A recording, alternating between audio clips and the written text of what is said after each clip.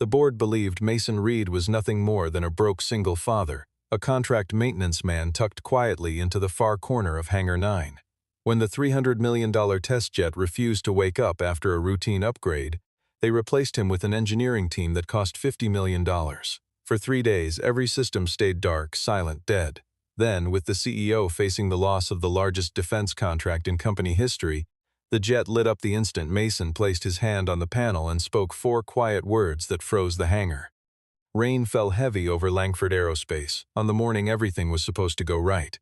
Hangar 9 stood lit from end to end, every floodlight trained on the sleek frame of the Aegis test jet, a machine that had cost the company $300 million to build and nearly as much in promises to a defense delegation that would be watching within hours. Engineers in clean uniforms moved with rehearsed precision around the aircraft, checking readouts, murmuring into headsets, treating the morning like a coronation rather than a test. Amelia Langford arrived flanked by board members, internal media handlers, and senior staff, her heels clicking against the concrete in a rhythm that matched the tension rising through the building. At the far edge of the hangar, away from the cameras and the polished shoes, stood Mason Reed in a faded maintenance jacket, watching a secondary control panel that nobody else seemed to notice. He had been there since before dawn, quiet, unbothered by the noise around him, the way a man behaves when he already knows something the room has not yet discovered. Jackson Vale, the technical director, passed him without a glance, then turned back just long enough to remark to a colleague that the man by the wall was good for changing bolts and topping off oil, nothing more. When the lead technical crew finally pushed the activation sequence, the jet responded with a stutter instead of a roar. Cabin lights flickered erratically, the turbine refused to spin past its idle threshold, and the main control display froze mid-render, locking on a string of characters no one in the room recognized. A murmur spread through the gathered executives, the kind of sound that precedes panic in rooms full of people who are paid to project confidence. Mason's eyes narrowed at the rhythm of the failed startup, the half-second hesitation before the freeze, a pattern that did not belong to a mechanical fault at all. He moved a few steps closer, close enough to speak without shouting, and told Amelia that forcing a second ignition attempt would only deepen whatever the system was rejecting. His voice was even, careful, the voice of someone trying to prevent a mistake rather than claim credit for noticing one. Jackson cut him off before Amelia could respond, telling the room that maintenance staff did not dictate testing procedure, and that the schedule could not bend for guesswork from a man with grease still on his hands. The board, already strained by the weight of the morning, treated Mason's interruption as a distraction rather than a warning. Amelia, caught between the ticking clock and the optics of a delegation due within hours, gave the order to clear non-essential personnel from the primary floor, and Mason was among the names read aloud. Security approached him without hostility, simply following instruction, and he did not argue or raise his voice, only nodded once and stepped back toward the access corridor while the rest of the engineers resumed their attempts at the dead aircraft. Before he reached the door, Mason allowed himself one last look at the jet, and something on the secondary display caught his attention through the chaos. A small symbol buried deep in the diagnostic layer that almost no one would have known to search for. It was an old marking, one that belonged to a classified testing program that had existed years earlier, before contracts changed hands and records were quietly rewritten, a program from which his own name had been erased. He stood there a moment longer than necessary, the rain still drumming against the metal roof above him, before turning and walking out into the gray morning, leaving behind a jet that nobody yet understood was not broken at all, only refusing to trust the hands now on it. By mid-morning, Jackson Vale had called an emergency meeting and was already constructing a narrative that placed the blame squarely on the maintenance department's low-level oversight, a narrative that conveniently kept his own division untouched. Mason was summoned into the glass-walled conference room, brought before the assembled board as though he were the source of the malfunction rather than the man who had tried to stop it from worsening. Questions came fast, sharp, dismissive, the kind designed to corner rather than understand, and Mason answered each one without flinching, his voice steady, even as the room treated him like a suspect. He explained, as simply as he could, that the failure did not originate in the engine or the fuel lines, but somewhere deeper, in what he called the system's identification chain, a layer most of the people in that room had never been trained to consider. Before anyone could press further, a screen at the end of the table lit up with the face of Connor Blake, the senior lead of the newly contracted engineering team, a man whose confidence filled the room before his expertise had a chance to prove itself. Connor promised, with the easy certainty of someone who had never been wrong in front of an audience, that his team could have the aircraft fully operational within 24 hours.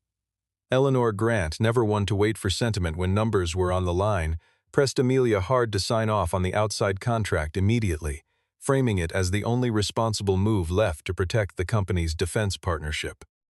Amelia, exhausted and cornered by a ticking deadline, gave the approval, and within minutes Mason's access credentials to the hangar were deactivated on every terminal in the building. Jackson could not resist a final remark as the meeting closed, commenting that a single father with a wrench was no match for a room full of doctorate-level engineers, a line that drew a few uncomfortable laughs from people who knew better but said nothing. Mason did not argue the point, did not raise his voice, did not ask for a chance to prove himself in front of the very people who had just dismissed him. He simply gathered his old tool bag from beneath the workbench where it had sat for years and walked out of the room with the same composure he had carried in, the kind of stillness that unsettled people more than anger would have. Amelia watched him go, noticing something she could not quite name, a calm in him that did not match the situation, the kind of calm that usually belonged to someone who had already survived something worse than public humiliation. One of the younger security staff, watching from the corridor, lowered his eyes as Mason passed, aware that this was the same man who had spent countless unpaid nights keeping the aircraft stable through earlier testing phases that never made it into any official report. Mason crossed the rain-slick parking lot toward his truck, and somewhere between the building and the gate his phone buzzed once with a short call from the hospital regarding an outstanding balance tied to his daughter's care, a detail he absorbed quietly before sliding the phone back into his pocket, refusing to let it show on his face. The reason behind his quiet endurance was never spoken aloud in that hangar, but it sat in him like ballast, steady and unseen.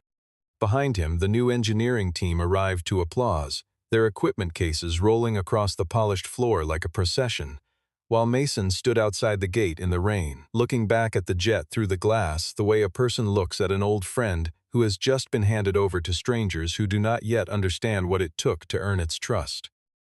Connor Blake arrived the following morning with 12 hand-picked engineers, crates of diagnostic hardware, scanning rigs, simulation software, and small robotic inspectors capable of crawling across the wings and engine housings inch by inch. The hangar transformed almost overnight into something closer to a research facility than a maintenance bay. Screens stacked on portable racks, cables looping across the floor, every surface of the Aegis jet wrapped in sensors meant to capture data that no human eye could catch. Connor walked the floor with the energy of a man who believed certainty could be purchased, and for the first several hours it looked as though it could. They stripped the control panel down to its housing, tested the fuel lines under pressure, ran full diagnostics on the electrical architecture, and traced every data pathway twice over for good measure. Every component returned a clean result, flawless readings across the board, and yet the jet remained as unresponsive as it had been the day before, a silence that no spreadsheet could explain. Connor, unwilling to accept that the problem might sit outside his frame of reference, declared the issue a software fault and ordered his team to push a freshly built control package directly into the aircraft's core systems. The moment the new package loaded, the cabin lights cut out entirely, and seconds later an error string surfaced on the main display that matched nothing in any technical manual the team carried with them. Jackson, watching from the observation deck, felt the first genuine flicker of fear pass through him, though he masked it quickly before Amelia could notice the shift in his expression. When Amelia demanded an honest assessment of where things stood, Connor offered only reassurances wrapped in technical language, insisting that more time was all the situation required, a phrase that was beginning to wear thin against the ticking clock of the defense delegation's arrival. Miles away, in a modest garage on the edge of the city, Mason worked beneath the hood of an aging aircraft engine for a struggling shop owner who could not afford a proper repair service, the kind of work that paid little but kept his hands steady and his bills slightly more manageable. A former colleague called him that evening, voice tight with concern, warning him that the new team was reaching into the core systems without understanding what they were actually touching. Mason listened without interrupting, then said quietly that if they kept forcing the system the way they were, the Aegis jet would lock itself down completely beyond anyone's reach, including his own. There was no satisfaction in his voice as he said it, only the tired certainty of a man watching a mistake unfold from a distance he had not chosen for himself. He understood that aircraft better than anyone left standing in that hangar, understood its quirks and its stubbornness in a way that no amount of expensive equipment could replicate, and still he made no move to return, unwilling to walk back into a place that had erased his name as easily as it had erased his title. The call ended, and Mason returned to the engine in front of him, hands moving with quiet familiarity, while far across the city a different machine refused to forgive the hands now upon it. Back in Hangar 9, as the night crew prepared to rotate out, a red warning light bloomed across the length of the jet's fuselage, steady and unmistakable, displaying two words that none of Connor's software had predicted and none of his engineers could explain away: core recognition failure. Amelia stayed at the office through the night, the defense contract worth billions spread across her desk like a verdict waiting to be read, every clause a reminder of how much rested on a machine that would not wake. She summoned Jackson and demanded the complete maintenance history of the Aegis jet, every log, every entry, every name attached to every repair stretching back to the program's earliest days. What came back surprised her more than she expected, a record showing that across the previous 6 months, only one person had consistently resolved the aircraft's recurring small failures, and that name was Mason Reed. She noticed something else buried in the timestamps: entries logged at 2 and 3 in the morning, repairs that never appeared in any official report filed by the primary engineering staff. Jackson tried to wave it off, calling it minor tinkering, the kind of busy work that fell naturally to maintenance personnel. But Amelia had already begun cross-referencing the entries against manual command lines that did not match any documentation issued by the company. Connor, reviewing the same logs from his side of the investigation, uncovered an older identification layer buried beneath the current operating system, a layer that behaved almost as though it remembered a single original operator. His team referred to it dismissively as legacy interference, a relic that should have been wiped clean during the last system overhaul, except that nothing they tried could remove it. When Connor attempted to override the layer directly, the aircraft responded by triggering a full protective lockdown, sealing every control surface and refusing further input from any terminal in the hangar. Amelia asked, more forcefully this time, who had originally designed that identification layer, and the silence that followed told her more than any answer could have. A senior technician, older than most in the room and less concerned with politics than survival, mentioned quietly that long before Langford Aerospace acquired the program, an earlier testing division had been dissolved following an accident that the company rarely discussed in public records. Amelia pulled at that thread carefully, requesting archived personnel files from the original Aegis development team, files that had clearly been touched and reorganized at some point after their creation. Buried within an old archived list, half obscured by a redaction that someone had applied imperfectly, was the name Mason Reed, struck from the roster of lead engineers without explanation.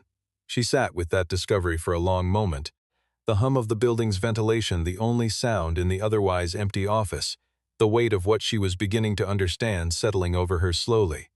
The man she had personally authorized to be removed from the hangar, the man Jackson had mocked in front of the entire board, was not simply a contractor who happened to be good with his hands. Somewhere in the gap between the official story and the redacted files lay a version of events that nobody currently employed at Langford Aerospace seemed eager to revisit, and Amelia found herself staring at his name on the screen, recognizing for the first time that the man she had dismissed might be the only person who had ever truly understood the machine, now refusing to answer anyone else. Outside her window, the city had gone quiet, the kind of stillness that only settles in after midnight, when even the most ambitious offices empty out and leave behind nothing but the glow of unfinished work. Amelia poured herself coffee she would not finish and read the archived file twice more, searching for a detail she might have missed, some clerical explanation that would make the redaction feel ordinary rather than deliberate. None came. Instead, the longer she stared at the gap where Mason's title should have been, the more she became convinced that someone had worked carefully to ensure his name would never surface again, and that someone had very likely still been employed at the company when the records were altered. The story shifted late that night to the small garage on the edge of town, where Mason worked beneath a single hanging light, rebuilding an old engine entirely by hand, without the help of any modern diagnostic tool. There was a rhythm to his movements that came only from years of repetition, the kind of muscle memory that survives long after a career has ended on paper, and as he worked, fragments of an earlier life surfaced in his mind unbidden. Years before, Mason had been a promising young engineer on the original Aegis program, working under a man named David Mercer, building systems meant to protect aircraft from exactly the kind of failure now playing out in Hangar 9. It was Mason who had designed the early identification protocol, meant to prevent the jet from being seized or operated remotely by anyone outside its intended chain of command, a safeguard born from a near disaster that had nearly cost the program everything. After a testing accident years earlier, the leadership of that era had needed someone to blame quickly, someone whose removal would protect the company's stock price more than the truth would, and Mason's team had been the convenient answer. He had not caused the accident. In fact, his quick response in the moment had prevented it from becoming a far larger catastrophe, but the official record never reflected that detail. His file was scrubbed, his patents quietly reassigned under the company's name, and he was pushed out of an industry that had once felt like the only place he belonged. At the time, Mason chose silence over a fight he could not afford both financially and emotionally, with a family member's medical bills mounting and no resources left for a prolonged legal battle against a corporation with far deeper pockets than his own. In the years since, he had taken on whatever technical work he could find, never advertising what he once built, never explaining to strangers why a man with his skill was found in garages and side jobs instead of corner offices. David Mercer appeared at the garage that night, older now, walking with the careful gait of a man who had retired but never quite let go of what he used to protect. He warned Mason that Langford would come looking for him eventually, once every other option had been exhausted, because desperation has a way of remembering what convenience once tried to forget. Mason replied simply that he owed the company nothing, that whatever debt might have existed between them had been settled the day they erased his name from a project he had nearly given everything to save. David did not argue the point directly, only said that whatever Mason might or might not owe Langford, the aircraft itself still carried something inside it that Mason had built specifically to protect human lives, a purpose that did not disappear simply because ownership had changed hands. The words settled over Mason in a way he did not immediately respond to, and after David left he stood alone in the quiet garage for a long while before walking to a closet in the back room and pulling down an old metal box he had not opened in years. Inside lay the original blueprints for the Aegis system, hand-annotated in his own writing, and beside them an engineer's identification card that had been cut cleanly in half, a small and deliberate cruelty from a chapter of his life he had tried hard not to revisit. At Langford headquarters, Eleanor Grant called an emergency board session, her tone leaving no room for debate about how serious the situation had become. The company's stock had fallen sharply overnight, and outside reporting had already begun questioning whether the entire Aegis program was little more than an expensive illusion propped up for investors.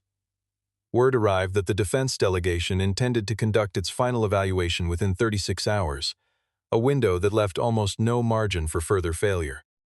If the jet did not start by then, the contract would collapse entirely, and Amelia understood clearly that her position as chief executive would likely collapse along with it.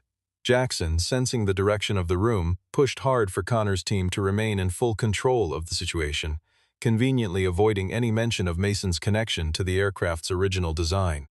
Amelia, for the first time in years of working alongside him, found herself unable to fully trust a word coming out of Jackson's mouth.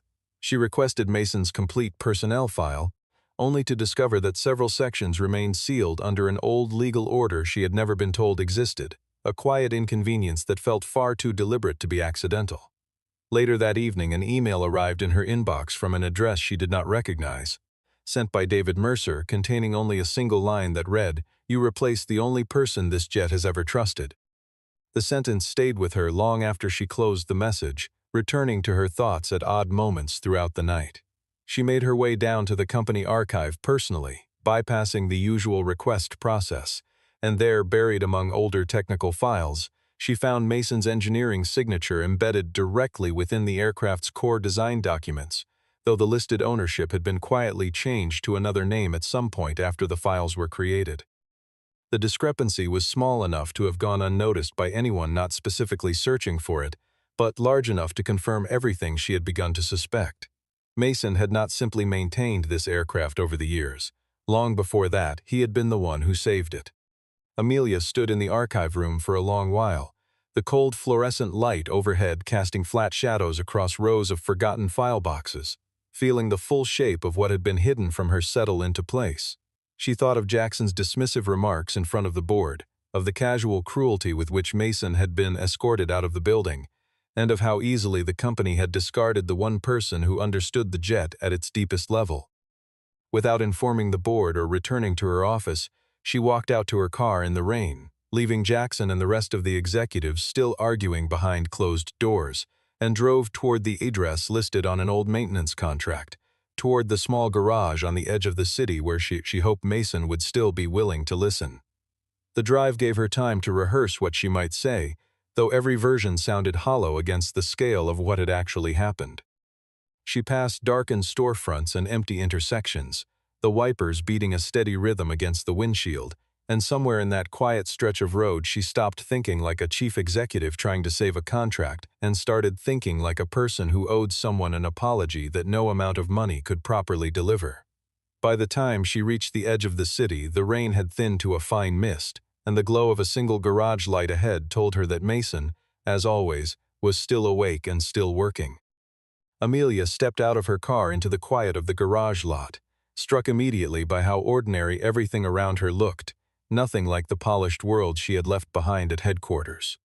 Through the open bay door she saw Mason bent over an engine, hands stained with grease, completely unhurried, as though the financial collapse threatening to unfold few hours away belonged to a different universe entirely. He looked up when her shadow crossed the threshold, recognized her instantly, and returned his attention to the engine without any visible surprise. She tried to hold on to the composure she carried into every boardroom, offering him a generous compensation package to return immediately and resolve the crisis at Hangar 9. Mason wiped his hands on a rag and told her plainly that the issue had never been about money, a response that left her without an easy follow-up. She offered an apology for the way the board had treated him, but he did not accept it quickly, the kind of hesitation that comes from years of broken trust rather than simple stubbornness. He reminded her that Langford only ever called him an engineer when the company needed someone to blame, and only ever called him an engineer again when it needed someone to save them, a pattern he had lived through once already and had no interest in repeating. Amelia had no real defense against the observation, and she let the silence sit between them rather than fill it with something dishonest. Mason explained, without any trace of mysticism, that the Aegis jet did not simply prefer him out of sentiment. It operated on an identification protocol built around a specific sequence of motion, sound, and pressure, details that had been stripped from the official documentation long before the current engineering team ever touched the aircraft. She asked why he had not explained this clearly from the very beginning, back when the failure first appeared in front of the entire board. Mason answered that he had tried, but that very few people take seriously the words of a man wearing an old maintenance jacket, regardless of how carefully he chooses them. Amelia lowered her voice, admitting for the first time that she had been wrong, and reminding him gently that thousands of employees stood to lose their jobs if the jet remained silent through the delegation's final inspection. Mason still declined, unwilling to step back into a place that had once dismantled his career and his reputation, without hesitation or apology. He told her, without bitterness but without softness either, that some doors deserved to stay closed even when the consequences of leaving them shut were significant. Amelia accepted his answer without arguing further, understanding that pressure alone had never been the right tool to use with this particular man. Before she left, she set a folder down on his workbench, a copy of the altered accident report from years earlier, complete with a signature she had only recently confirmed did not belong to the person it claimed to represent. She said nothing more about it, simply turned and walked back out into the night, leaving Mason standing alone beneath the single hanging light with the folder unopened in front of him, the rain outside finally beginning to ease. Mason opened the folder Amelia had left behind once the sound of her car had faded down the road, and as he read through the altered accident report, the forged signature buried within it became unmistakable to him almost immediately. Back during the original accident, Jackson had not yet held the title of technical director, but he had already been the man responsible for managing the testing data, a position that gave him quiet access to records most people never thought to question. Mason understood now, with a clarity that felt almost cold, that Jackson had been the one who erased his name from the system years ago, clearing the path for his own rise within the company. Back in Hangar 9, Connor continued pushing forward, attempting to replace the aircraft's identification module entirely in a final effort to force compliance from a system that had already made its resistance clear. The jet reacted violently this time, locking the fuel lines, sealing the hydraulic valves, and cutting power to every auxiliary system at once, a cascading shutdown that startled even the most confident members of Connor's team. One engineer narrowly avoided injury when a wing lift mechanism dropped unexpectedly during the chaos, though thankfully no one was seriously hurt in the incident. Amelia, arriving back at the hangar just in time to witness the aftermath, ordered every operation halted immediately, but Jackson pushed back hard, terrified of what further investigation might reveal about his own past involvement. David Mercer arrived shortly after, walking directly toward Jackson with the steady determination of a man who had waited far too long for this particular conversation. David stated plainly, in front of witnesses, that the Aegis jet was not malfunctioning at all, but actively defending itself against a chain of commands it correctly identified as illegitimate. Jackson attempted to have David removed from the premises, raising his voice in a way that drew attention from everyone still working the floor, but Amelia stepped between them and refused to allow it. In the middle of the rising tension, Mason finally called Amelia directly, his voice calm but firm, warning her that one more attempt to force the aircraft's core systems would result in a permanent lockdown that no one, including himself, would be able to reverse.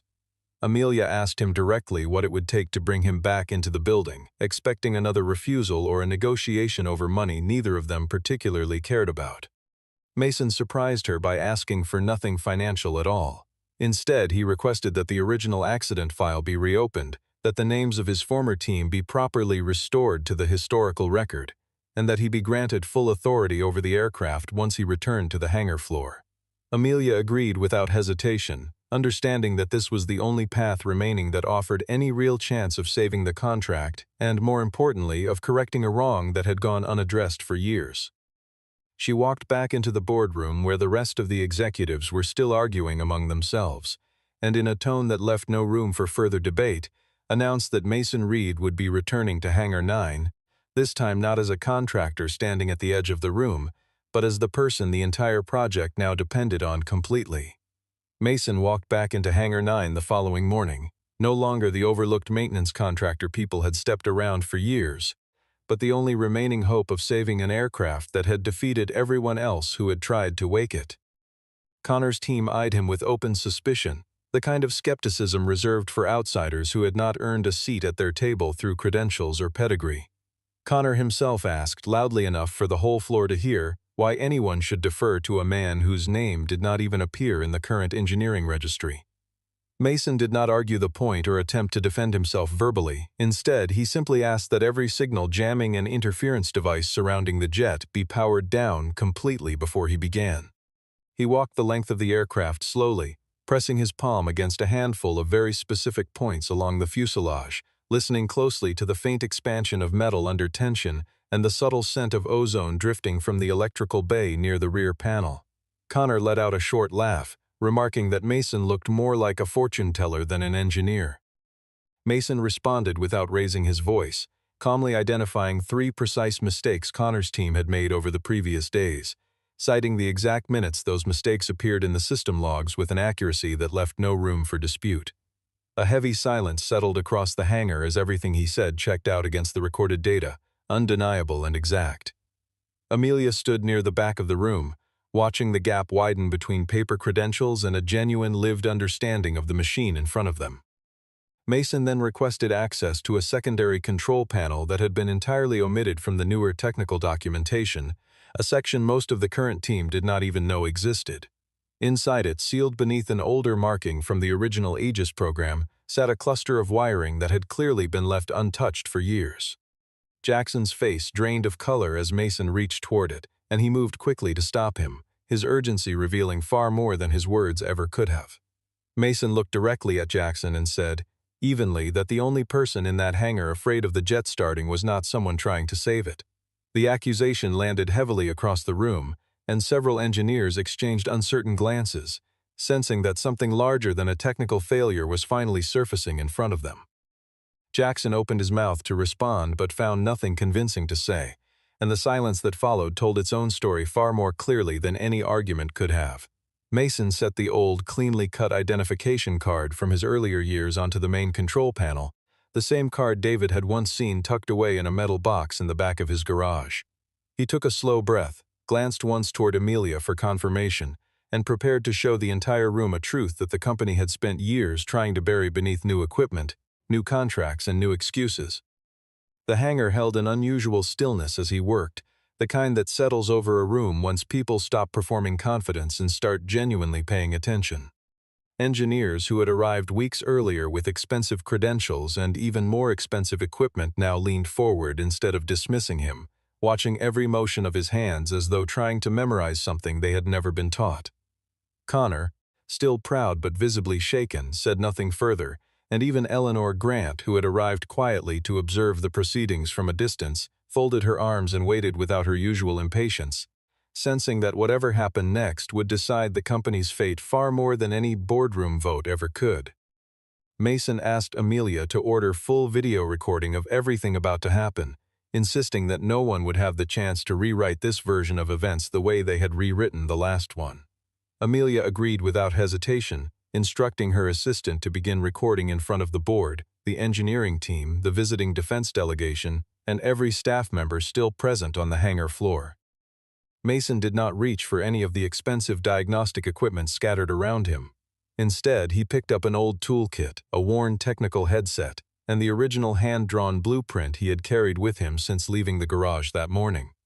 He explained to the gathered crowd in plain and unhurried language that the Aegis jet had been deliberately designed to refuse activation whenever it detected a command sequence that did not match its trusted lineage. That protocol had been built years earlier, following an incident in which a separate military system had nearly been hijacked and operated remotely by unauthorized hands, an event that convinced the original engineering team that physical and behavioral verification mattered just as much as digital security. Jackson had tried years ago to erase Mason's name from every official document tied to the project, but he had never understood that the deepest layer of recognition did not live in paperwork at all. It lived in the physical architecture of the aircraft itself. Mason began the sequence methodically, cutting auxiliary power first, then opening a balance valve that had not been touched by anyone else in years, then placing his palm against the control panel in a rhythm that matched some internal memory only he seemed to carry. He entered a short manual code, then paused, waiting for a very specific response tone to rise from deep within the turbine housing, a sound few people in that hangar had ever heard before. For the first time in days, a thin line of blue light traveled the length of the jet's fuselage, steady and unmistakable, and the entire room seemed to stop breathing at once. Connor, desperate to prove the moment was not unique to Mason alone, attempted to replicate the exact sequence himself moments later, but the system rejected him without hesitation, exactly as it had rejected every other attempt over the previous days. Mason explained quietly that the aircraft was not responding to him out of any personal preference. It was responding because he remained the only person in the building who still carried the complete, unaltered recovery sequence in his memory, a sequence that had never been fully transferred to anyone else, before his removal from the project years earlier. Amelia asked him to continue, her voice low but certain, and Jackson, sensing the walls closing in around him, made a sudden move toward a secondary data terminal, attempting to pull a storage drive from the panel before anyone could examine its contents. David Mercer intercepted him immediately, blocking his path and exposing in front of the recording cameras clear evidence that Jackson had previously altered the original accident logs to redirect blame away from himself. With the recovery sequence fully restored, Mason moved forward and engaged the primary turbine ignition. The Aegis jet roared to life after days of complete silence, its engines building steadily into a deep, controlled thunder that shook the floor of the hangar and rattled the loose equipment still scattered near the walls. Engineers who had spent days insisting the aircraft was simply broken stood frozen, watching lights ripple across every panel in perfect sequence, the machine finally behaving exactly as it had been designed to behave from the very beginning. The sound filled every corner of Hangar 9, drowning out the murmurs of disbelief and replacing them with something closer to reverence. Amelia turned toward Mason as the turbine settled into a steady, powerful hum, and the look she gave him carried none of the detached authority she had walked in with that morning. For the first time since this entire crisis began, she was looking at him not as a contractor she had once dismissed, but as the only person who had ever truly understood what this aircraft was built to protect. The defense delegation, having witnessed the entire sequence unfold on camera, demanded a clear explanation for why an engineer previously erased from the company's official records had been the only person capable of restoring the aircraft to operation. Amelia faced a decision that would shape far more than the outcome of a single contract, choosing between protecting the company's polished public image or allowing the full truth to surface in front of everyone present. Eleanor Grant urged her quietly to describe the entire situation as a simple internal documentation error, a phrase vague enough to satisfy reporters without raising further questions. Amelia looked toward Mason, standing near the now steadily humming jet, and made her decision without further hesitation. She addressed the delegation directly, acknowledging openly that Langford Aerospace had benefited for years from a critical engineering design without ever properly crediting the man who created it. David Mercer stepped forward and provided the original archived files, confirming clearly that Mason had developed the protective identification protocol that ultimately safeguarded the aircraft from unauthorized control. Jackson's manipulation of the original accident logs was laid out plainly before the delegation, exposing how he had redirected blame onto Mason and his former team years earlier in order to advance his own position within the company. Connor, who had spent days dismissing Mason's expertise, surprised many in the room by admitting publicly that his own highly trained team had been unable to understand the aircraft's deeper systems without Mason's direct guidance. Mason did not gloat or revel in the reversal taking place around him. Instead, he made a single request, asking only that the names of the engineers wrongfully removed from the original project finally be restored to the historical record. The defense delegation, satisfied with the transparency shown and the technical competence demonstrated, chose not to cancel the contract, though they did require a full safety restructuring and insisted that Mason be placed in a senior technical oversight role moving forward. Amelia agreed immediately, without negotiation or hesitation, recognizing that this was both the right decision and the only one that made sense given everything that had come to light. Jackson was suspended on the spot and referred for a formal internal investigation, his career unraveling in the same hangar where he had once mocked the very man now standing at its center. As the meeting dispersed and engineers slowly returned to their stations, Mason remained beside the jet, no longer positioned at the edge of the room where he had spent years standing quietly out of sight. For the first time since the entire ordeal began, he stood at the center of Hangar 9, in the exact place he had always belonged, a position the company had taken far too long to recognize and had nearly lost everything trying to avoid admitting. Outside, the rain that had hung over the city for days finally broke into thin streaks of afternoon light filtering through the hangar's high windows, catching on the polished surface of the jet's fuselage and scattering across the concrete floor below.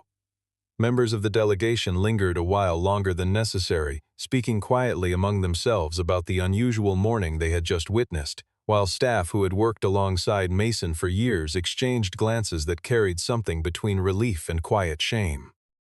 None of them said much out loud, but the shift in the room was unmistakable, a current of respect finally settling where dismissal had lived for far too long.